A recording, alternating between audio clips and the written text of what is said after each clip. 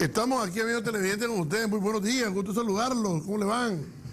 Hoy estaremos conversando aquí en su canal 23, canal de noticias 99, en el cable y en la página web danilolacabevivo.com, con don Carlos Muñiz, ¿verdad? Y un invitado que nos trae él, que ya lo van a ver ustedes, que nos van a hablar también ahora del informe de institucionalidad económica.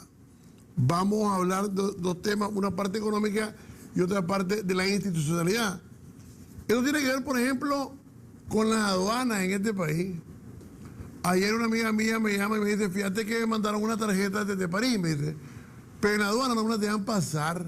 Fíjate, qué ridículo eso, pero bueno, una tarjeta. Tenemos a don Alfonso. Don Alfonso, adelante, buenos días. Aló. Aló. Buenos días. Estamos aquí con nuestro buen amigo Carlos Muñiz y mi buen amigo, Hawk Mas. Bienvenido. Bienvenido este alemán, ¿verdad? Que está en Fulinea ahora. Estábamos comentando ahorita, el pueblo alemán es un pueblo muy preparado. Sus orígenes más recientes, Carlomagno, 900. Carlomagno en Francia y en Alemania. Pero bueno, no por nada, doña Angela Merkel y Alemania hoy es el país más sólido de Europa económicamente, don Carlos. Efectivamente. Bueno, vamos a la parte económica. Don Carlos, ayer leíamos su informe, que a propósito tengo subrayado algunos temas, pero quisiera comenzar, don Carlos, con algo que me llamó la atención. Ha aumentado el crédito en la agricultura y la ganadería. Efectivamente, el crédito a la ganadería que estaba bajando allá por 2009, 2011, se comenzó a recuperar en el 2012 y continúa la recuperación. Las tasas de crecimiento todavía son modestas, pero sí se está recuperando. Y la cartera ganadera todavía es una parte muy baja de la cartera total. Sí. El año pasado era algo así como un 2% nada más. Oh. Pero sí es una buena Eso es un buen noticia, indicador. Un buen indicador, sí. Me llama la atención también que ha aumentado los afiliados al Seguro Social. Sí, los afiliados al Seguro Social están aumentando en alrededor del 8%. Se ha mantenido eso estable en los últimos meses. Y eso refleja dos cosas, ¿no? Refleja, uno, el crecimiento de la economía, y dos, los esfuerzos que están haciendo el INSS y el sector privado de aumentar la formalización de la fuerza de trabajo, pues que también es una noticia muy buena porque trae beneficios a esos trabajadores. La otra cosa que me llamó la atención en su informe, doctor, es en Nicaragua nos llenamos de mucha expectativa con algunos proyectos y lamentablemente aquí nos comemos la carne antes de matar el venado. Aquí ya de 5 años estamos oyendo hablar de Tumarín.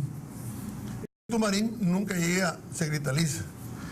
Y dice aquí, escenarios de riesgo y oportunidades. Ustedes ponen el contexto doméstico y el contexto externo. Y dice, en las oportunidades que serían en el contexto doméstico de una posible reactivación de la inversión privada, si se inician proyectos como Tumarín. Tumarín todavía es un sueño, algo que no sea, por lo menos no le vemos futuro. Tal vez, ojalá el próximo año nos gustaría verlo, porque llevamos 5 años esperándolo. Pero eso me hace reflexionar.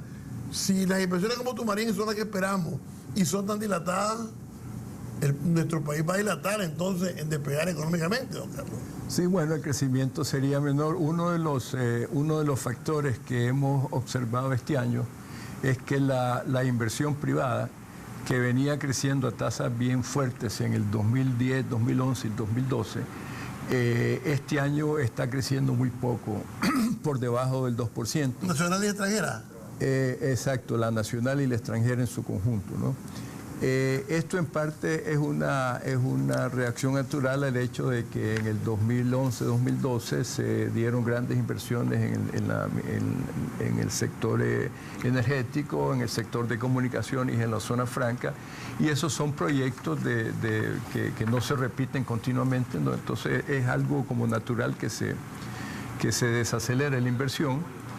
Pero sí, para seguir creciendo a tasas altas, necesitamos aumentar tanto la inversión como la productividad, Nosotros estamos proyectando que la inversión se va a recuperar el año que viene y en el 2015, pero no necesariamente a las tasas que se dieron en el 2011-2012. Y por eso es que tenemos varios escenarios, ¿no? Tenemos un escenario base donde vemos un crecimiento de la economía el próximo año del orden del 4% y aproximadamente el 5% en el 2015, porque ya la economía internacional se va a estar recuperando un poco más y los precios de nuestras exportaciones ya se van a estabilizar. Pero también tenemos un escenario de oportunidades donde suponemos que proyectos de envergadura como el Tumarín comienzan a ejecutarse y eso le da un impulso al crecimiento por encima del 4%. Claro, ahora, me llama la atención que también ustedes ven como en Estados Unidos, por ejemplo, estaba leyendo yo aquí este informe, en Estados Unidos ya están dando resultados, doctor, las inversiones en energía renovable. Exactamente, sí, sí. Y eso hace que se abaraten muchas cosas en Estados Unidos. Sí, y en general en la economía internacional, porque usted va a tener una oferta de petróleo mucho más alta y más eficiente también. Sí. O sea, la matriz energética mundial está cambiando y Estados Unidos va a adquirir un papel más preponderante. El oro, que en Nicaragua hemos estado hablando que era uno de los grandes rubros de exportación, tiene una caída de 13.5%. Pero eso es por precio más que por todo, precio. Porque el volumen del oro es de los productos que ha subido. Sí. Ustedes en sus análisis y que hacen de todas estas exportaciones, no hacen un análisis a dónde van a parar todos estos ingresos. Por ejemplo, en el caso del oro, ¿dónde va a parar todo esto? Porque el oro, decimos, estamos exportando. Sí, tenemos 6.000 empleados, pero ¿dónde va el grueso de esas exportaciones, la ganancia de esas exportaciones? ¿Cuánto le queda a Nicaragua realmente esas exportaciones, doctor? O sea, no tenemos el dato exacto, ¿no? Pero sí, obviamente los dividendos y las utilidades van a los países donde se generaron esas inversiones, sí. ¿no? Pero sí no tenemos información concreta. Sí. Pero sí son industrias que traen beneficio al país con generación de empleo, todos los beneficios sociales que crean en las áreas donde tienen las actividades. Aquí, el panorama económico para Estados Unidos es levemente más favorable, con un crecimiento estimado para 2013 del 1.7% y 2.6% en el 2014. Sí, señor. Esta economía, al mejorarse, se mejoran nuestras exportaciones en rubros como la maquila y productos básicos, ¿no? Sí, o sea, tiene un impacto favorable por el lado por el lado de las remesas. Sí. Las remesas históricamente han crecido, las remesas provenientes de Estados Unidos históricamente han crecido a tasas más altas que la economía estadounidense, o sea, hay un efecto bastante multiplicador. Segundo, hay un efecto con poco rezago en la maquila, porque la maquila se puede adaptar fácilmente a cambios en las condiciones económicas de Estados Unidos, y también hay un efecto en las exportaciones en general, aunque a veces con un poco más de rezago. O sea, la relación no es que la economía se comienza a reactivar y las exportaciones se reactivan, toma un tiempo, ¿no?, para que los empresarios y los productores tomen decisiones, aunque en el caso de la maquila eso se da mucho más rápido. El otro tema que nos ocupa también es la zona euro, sobre todo con el ADA. La zona euro tiene sus problemas ahorita, a excepción de Alemania, que está siendo como el pilar económico de Europa. El resto de las economías están bastante débiles. Y ustedes ven aquí como un escenario, ¿verdad?, afuera de Nicaragua, la zona europea, que podría estar en un poco bajo crecimiento el próximo año. Exacto, sí, o sea, la zona euro ha mejorado, pero todavía está muy débil. Creo que todavía está saliendo de la recesión, pero se perfila un crecimiento muy modesto para el próximo año. En general, el crecimiento que se perfila para las economías avanzadas, o sea, el conjunto de Estados Unidos, Europa, Japón, es bien bajo tanto este año como los años venideros. Y eso es un entorno que influye pues en la... Hay que tomar en cuenta, ¿no? por supuesto, sí. Y la ayuda venezolana, escuchábamos ayer al presidente Maduro que dice que hay que ver que, o sea, si bien es cierto que dice que va a continuar la ayuda de petróleo, él tiene problemas a lo interno. Y también decía ayer el presidente Nicolás Maduro que no quieren aumentar el petróleo a los venezolanos. Es preferible cobrarle a los que se les estaba regalando. Este es un tema que es vital para la economía nacional. Claro, o sea, Venezuela, como usted bien lo dijo, tiene problemas económicos crecientes. Esperamos que eso no conlleve a una reducción en la ayuda a Nicaragua, aunque es una posibilidad. Entiendo que ayer habían unas noticias de que no iba a haber cambio y esperamos que así sea. Claro. Pero hay que tenerlo siempre en el radar. Claro, porque Venezuela no es eterno, el presidente Maduro no es eterno y Nicaragua tiene que irse preparando con su materia energética. La vemos un poco lenta, pues, pero Nicaragua ha avanzado mucho en energía eólica, doctor. Sí. En energía eólica ha avanzado muchísimo. Voy a unos breves mensajes comerciales y regreso con mi buen amigo, vuelvo aquí, Hawk Más. Ya volvemos.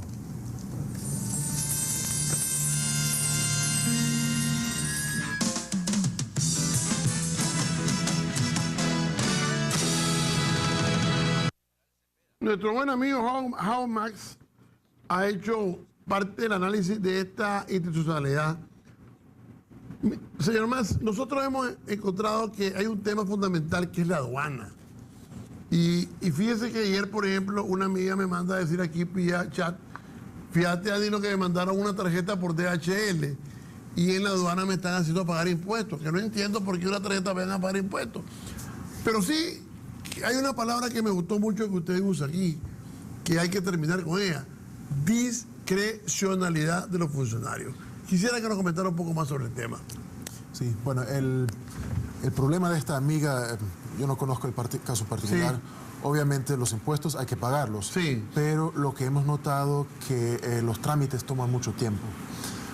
Por ejemplo, en el caso de las importaciones y de las exportaciones, son unos 10 días que toma obtener los permisos para poder sacar mercadería o importarla. Sí. Y eso es tiempo que a las empresas les cuesta y que al final implican que en el caso de las importaciones los precios de los productos van a ser mayores, o sea, el costo de vida sube, y en el caso de las exportaciones es un costo que afecta la competitividad de nuestras exportaciones. Una pregunta, en Centroamérica, ¿cuál es el país que tiene la aduana más rápida? En Panamá. ¿Panamá? ¿Cuánto tiempo se hace en Panamá para internar la mercancía? En el caso de Panamá, sí, le puedo dar el dato. Sí, yo sé que lo tiene usted y por eso le estoy preguntando. Claro que sí. En el caso de Panamá son 9 días. 9 días. Sí. Comparado con unos 20 días que toma importar y 21 días que toma exportar. ¿Eso en divisas qué significa? En divisas significa que las exportaciones de Panamá son mucho más competitivas. Claro. Obviamente Panamá tiene una ventaja y es que es una economía basada en la logística y son bastante buenos en lo que hacen. Y eso es lo que permite a ellos ser más rápidos en eso. Usted también habla de la ventanilla única y de la ley de firma electrónica en Nicaragua, que es esta, pero como que no se usa. ¿Eso nos está atrasando el comercio? ¿Qué países ya están con esto, digamos, trabajando exactamente al 100? Pues hay muchos ejemplos a nivel internacional, en Asia, en América Latina. En el tema de los trámites hay dos grandes temas que se confunden a veces. Está la simplificación de los trámites, sí, la disminución del papeleo, para decirlo en palabras coloquiales, y por otra parte la digitalización. La simplificación realmente es un prerequisito para la digitalización. No tiene sentido digitalizar un trámite muy engorroso que implica muchos pasos. O sea, ¿para qué ponerlo en línea si no primero se ha simplificado y se han establecido las formas que las instituciones, por ejemplo, compartan información? Claro, eso es correcto. Porque nada te sirve que te pongan el montón de requisitos, como usted muy bien dice, en vez de hacerlo más pequeño. Pero hay otro tema que es el punto número 10, que veo que le dedicaron varias partes al punto número 10, es el tema de la propiedad. Y dice aquí, y esto es cierto porque lo vemos con frecuencia, me decía un amigo mío que el problema registral de Nicaragua es bien serio. Propiedades que están inscritas una y dos y tres veces a nombre de diferentes personas. Voy a leer el punto 10, que me parece que es un punto clave. En cuanto a los derechos de propiedad, en particular su ámbito registral y catastral, uno de los hallazgos principales del informe es que el complicado legado histórico de la reforma agraria y procesos relacionados todavía pesa en las percepciones de seguridad jurídica del comercio inmobiliario. El requisito de la certificación o no gestión pretende frenar abusos, pero puede impedir ciertas transacciones y levanta dudas sobre el rol del Estado en las transacciones entre privados. Ya este tema de la no gestión ya lo hemos escuchado en otras ocasiones y quisiera que me lo explique. Tal vez usted pueda ampliar un poco más este tema. Bueno, tal vez un pequeño preámbulo sobre Sí, por qué son importantes los derechos de propiedad. En los economistas, más que todo, ven dos aspectos. Por un lado, los derechos de propiedad inspiran confianza y eso hace que la gente se atreva a invertir. No solo edificios, pudiésemos pensar en ganaderos que mejoran su pasto. Esto no se hace cuando el día de mañana te pueden quitar tus tierras. Entonces, eso es algo importante. Y la otra dimensión importante es que la tierra y una tierra con buenos papeles es un prerequisito muchas veces para acceder al crédito. Y dada los problemas en la productividad del agro en Nicaragua, el crédito pudiera ser una de las limitantes para que la agricultura nicaragüense mejore su productividad. Para darle un ejemplo, Nicaragua, un 10% de la tierra agrícola no tiene títulos. Estos son tierras que, al menos que no pueden utilizar como colateral su tierra. Tal vez puedan acceder mediante la cosecha que la dan como garantía, pero es complicado, ¿no? Para los bancos. Incluso hay como 2/3 de la tierra que tiene escritura pública. Sin embargo, tal vez un 10% de esas tierras con escritura pública tienen antecedentes de la reforma agraria y a los bancos se les complica dar préstamos sobre ese tipo de título. Entonces, ahí tenemos una limitante para el acceso al financiamiento. El otro tema que usted menciona es el tema de las certificaciones. Ahí ha mejorado la situación realmente porque hace un tiempo fue algo que tomó mucho más tiempo y también se aplicó a una mayor cantidad de compraventas. Hoy en día ya es algo más reducido y es entendible que el Estado busque cómo proteger sus intereses, porque en el caso de los derechos de propiedad ha habido abusos. Sin embargo, lo que hay que buscar es la forma que esto no afecte las transacciones legítimas. Y en ese sentido, habría que pensar, por ejemplo, si es válido imponer este requisito o si no, más bien habría que ir por la vía judicial. A veces incluso puede ser complicado porque para pedir una certificación se requiere el contrato de la compraventa. Sin embargo, si yo le quiero vender un terreno y usted no puede estar seguro de que le van a dar la certificación, lo más probable es que no me lo va a comprar. No. Entonces ahí estamos viendo si pudiese haber una traba. No, es muy difícil cuantificarlo porque no tenemos datos, pero es un tema que estamos analizando. Me llama la atención, y esto es importante, lo he señalado, en cuanto a la agilidad del sistema judicial, esta ha mejorado donde se ha implementado el nuevo modelo de gestión de despacho judicial, aunque también se reportan afectaciones por la prevalencia de tácticas dilatorias y un alto grado de recurrencia. ¿Cuáles son estas tácticas dilatorias que ustedes detectan en el nuevo sistema de gestión de despacho? Sí, bueno, no es algo específico para el nuevo modelo de gestión de despacho judicial. Sí. Lo que nosotros encontramos es que donde se ha implementado en Managua y Matagalpa, y ahora esta nueva modalidad se está implementando en otras partes del país también, ha mejorado la agilidad de los procesos judiciales. Por otra parte los abogados sí nos manifiestan que hay tácticas dilatorias y habría que ver si, por ejemplo, con el nuevo Código Procesal esto puede mejorar.